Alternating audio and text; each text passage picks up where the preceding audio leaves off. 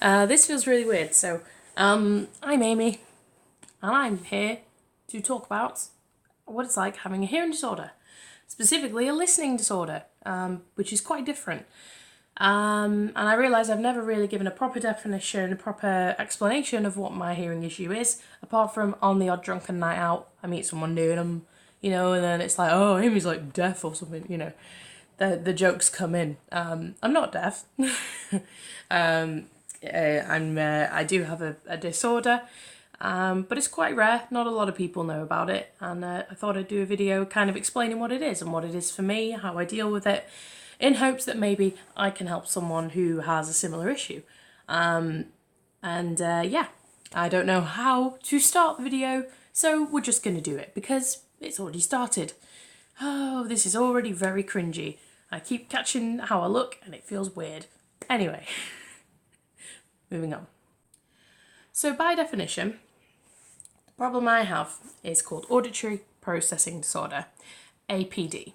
So the NHS sort of definition for this, so Auditory Processing Disorder, APD, is a hearing problem where the brain is unable to process sounds in the normal way. So it can affect people of all ages, but often starts in childhood.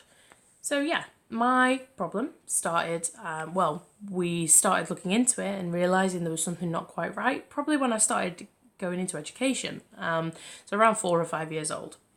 That's when my mum was kind of like, she's not learning in the normal way, she's struggling to pick things up. What's this about?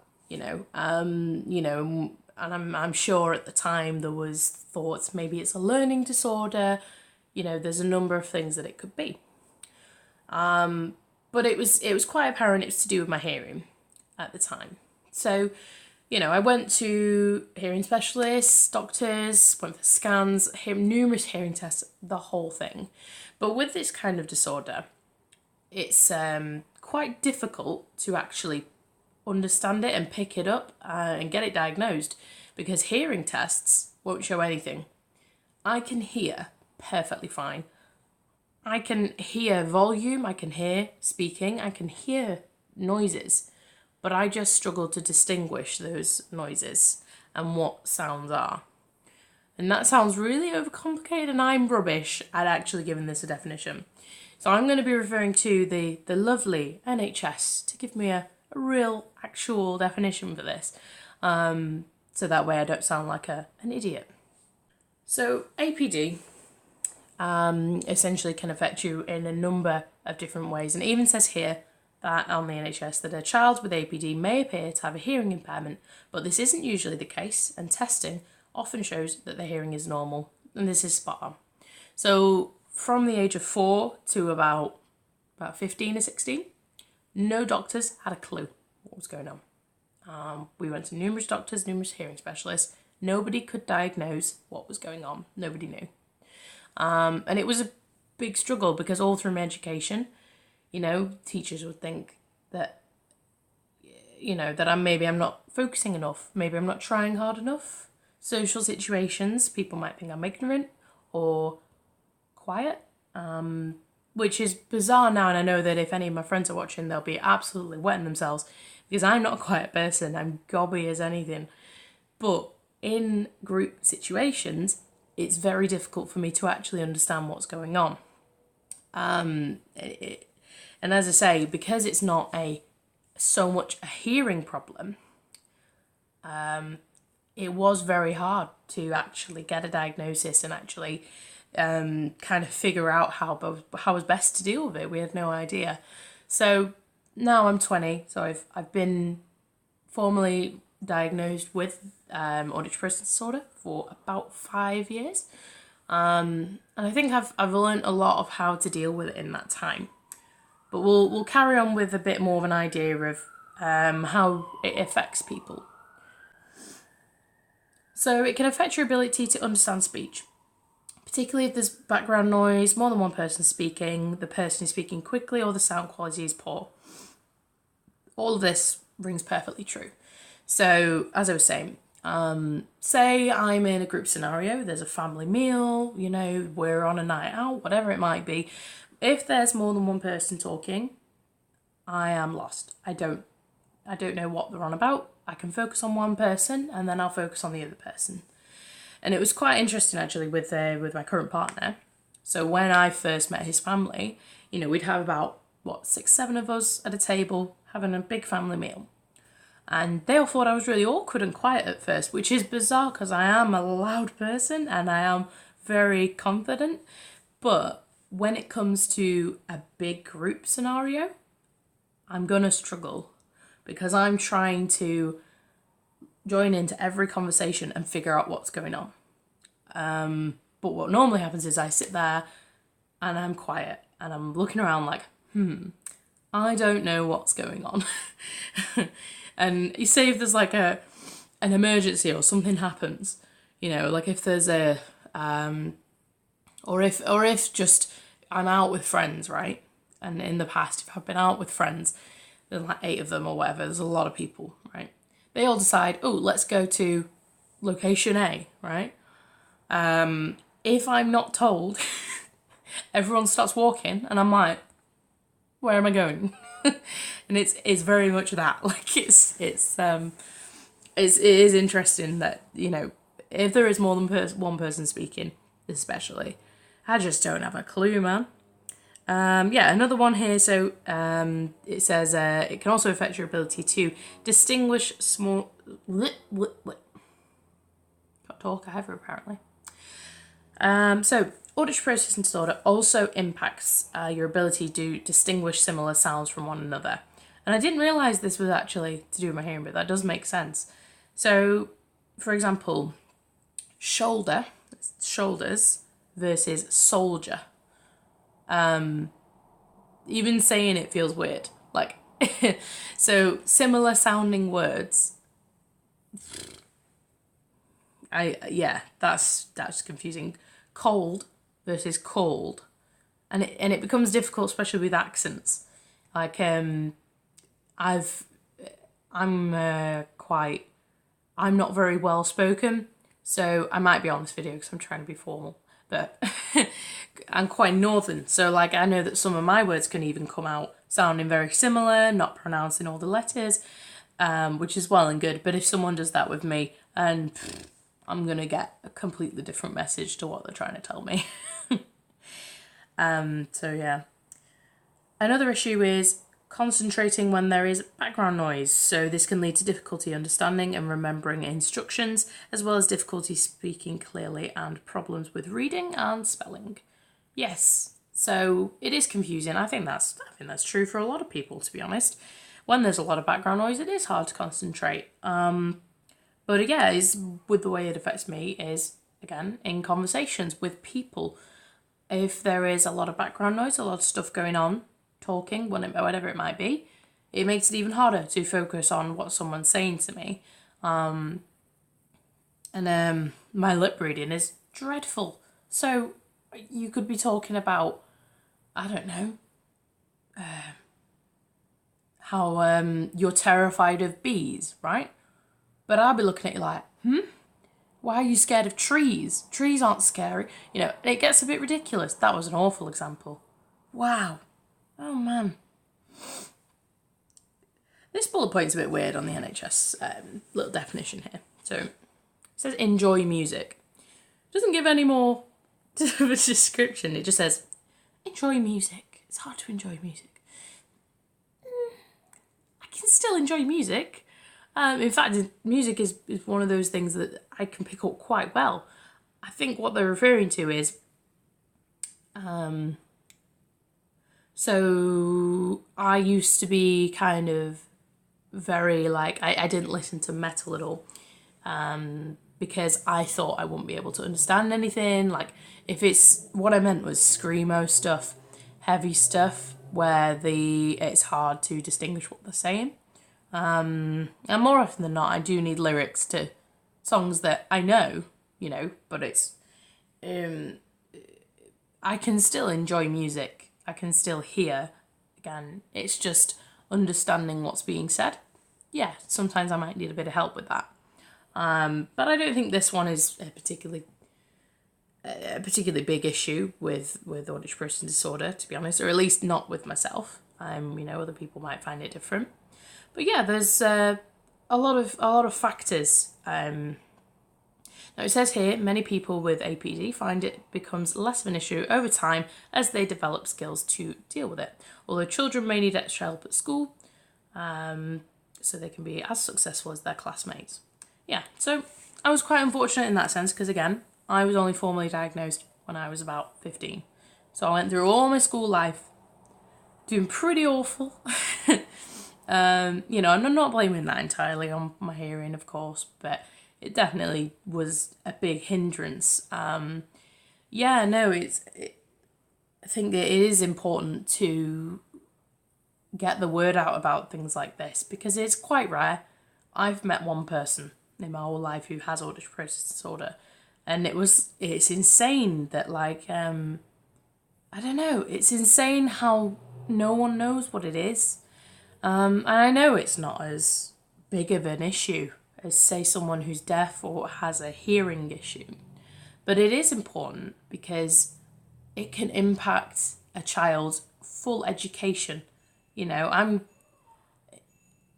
in school, I did struggle a lot in a number of ways, but with hearing, if I'd had more support from the get-go, then it would have been so much easier, And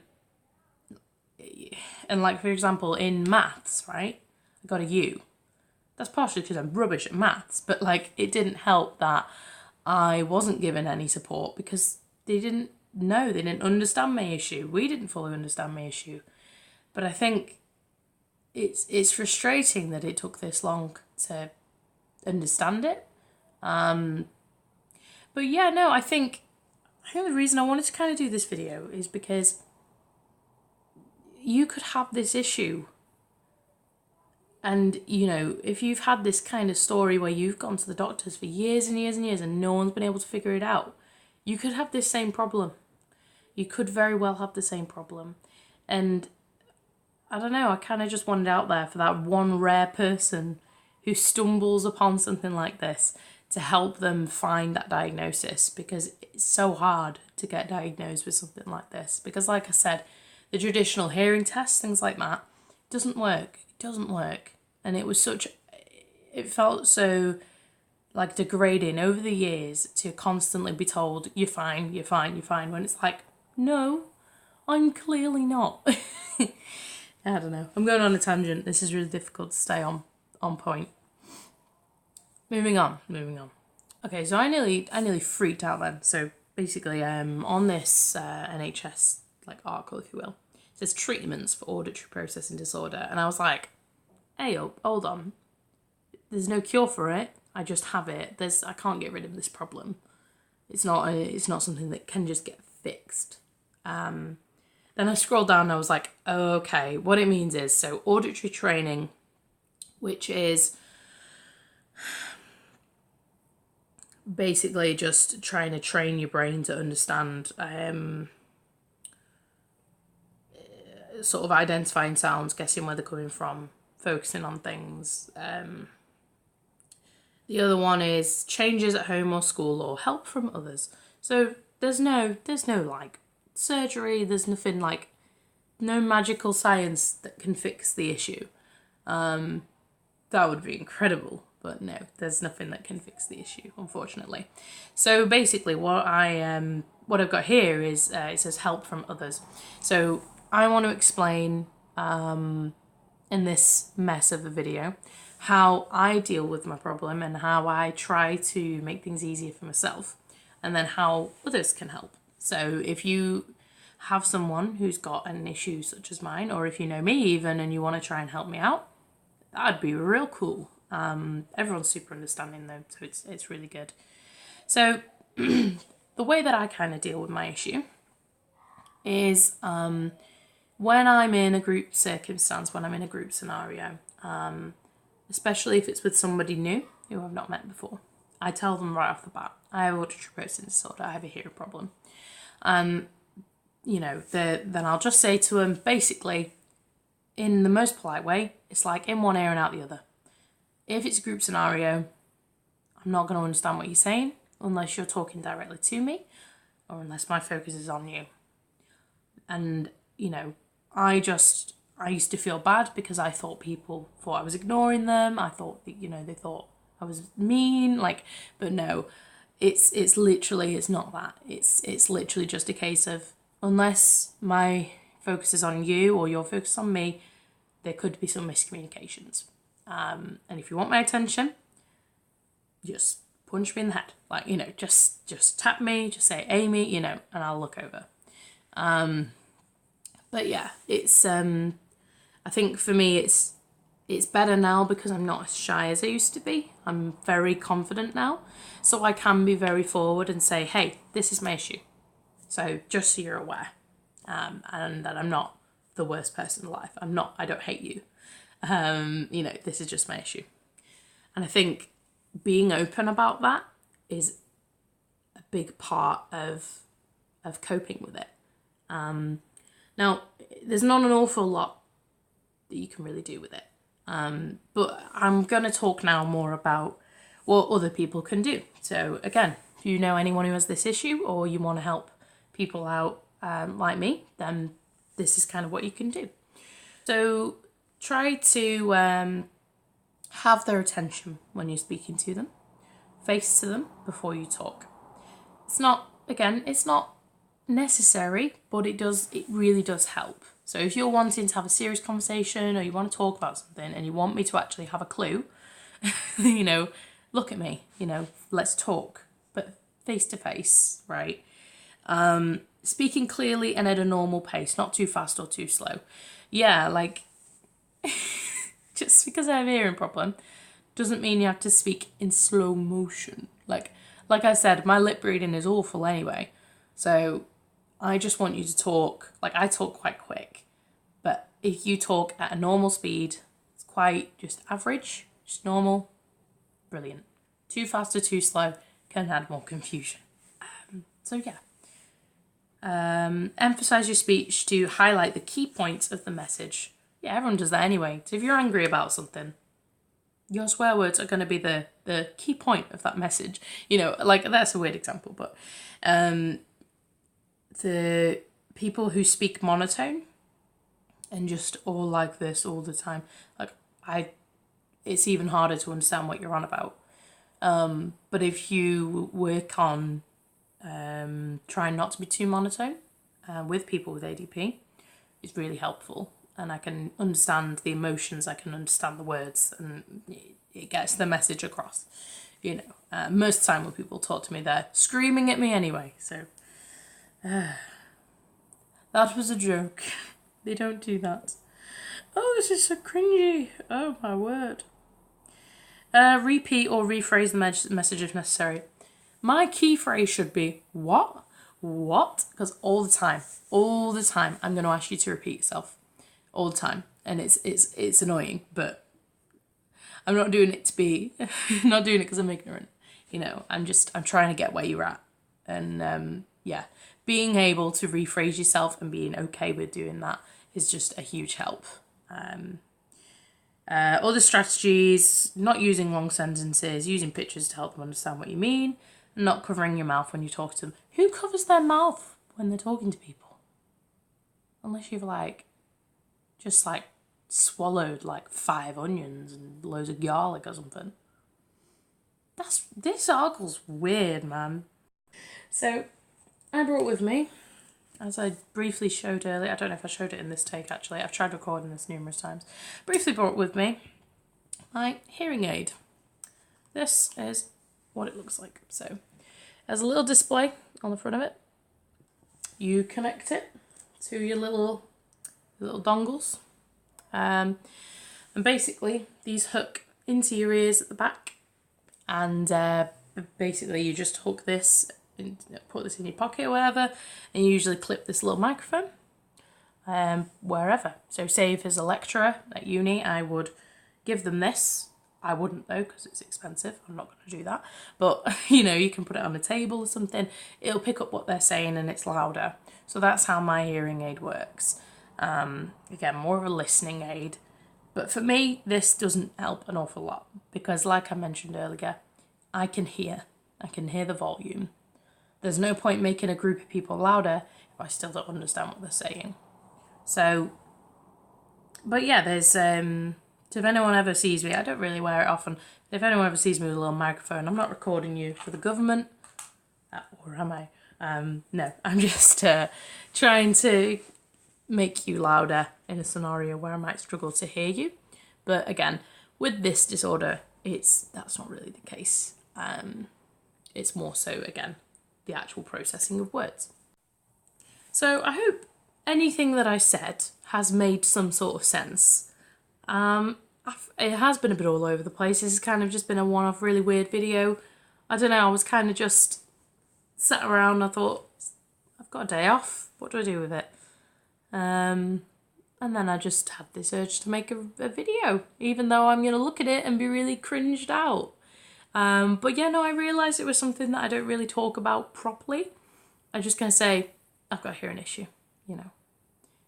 And it's hard to understand that, though, when I can hear you fine, when it's the volume isn't the issue. You know, screaming down my ear will not help me understand what you're saying, because it's not a normal sort of hearing disorder, it is a listening disorder, which makes me sound really rude. But yeah, so that's just a bit of a video about auditory processing disorder. I hope that it was in some way interesting or useful, or, you know, or at least gives you a better perspective of where I'm at and who I am, and how to help people who might have an issue like this. So yeah. There's been a fly in the room for like the past 30 minutes. He's climbing on my pyjamas and it's a bit of an uncomfortable situation. I'm just watching him do it. So I think I'm going to go and deal with that. Yeah, but thanks for watching. If anyone has any questions, ask away. I'll tell you what the shindig is. Wow, I need to shut up. Right. Okay. Thanks for watching, guys. Yeah, and if I ever make another video, then I shall see you at that one.